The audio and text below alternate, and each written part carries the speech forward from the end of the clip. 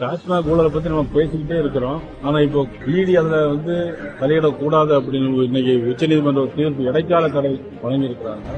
அதுல சம்பந்தப்பட்ட துணை முதலமைச்சருடைய நண்பர்களாக இருக்கக்கூடிய ரித்தீஷ் மற்றும் ஆகாஷ் அவர்களை விசாரித்தால் தெரியும் என்று இடி ஏற்கனவே சம்பந்தப்பட்டு ஆகாஷும் ரித்தீஷும் லண்டனுக்கு போயிட்டாங்க அப்படின்னு சொல்றாங்க.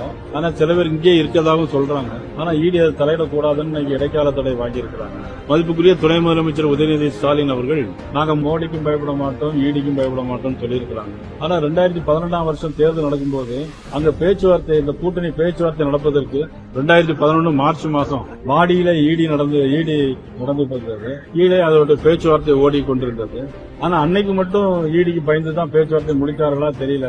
மதிப்புக்குரிய உதயநிதி ஸ்டாலின் அவர்களுக்கு அன்றையிலிருந்து இன்றையிலிருந்து ஈடி பயம் இருந்துகிட்டே இருக்கிறனால்தான் ஈடிக்கு பயப்பட மாட்டேன்னு சொல்லுவோம். அப்ப ஏன் ரித்தீஷ் அவர்களும் ஆகாஷ் அவர்களும் வெளிநாட்டுக்கு பயந்து போக வேண்டிய அவசியம் இல்லை? இதெல்லாம் நீங்க தான் ஊடகங்கள் தான் அதை பற்றி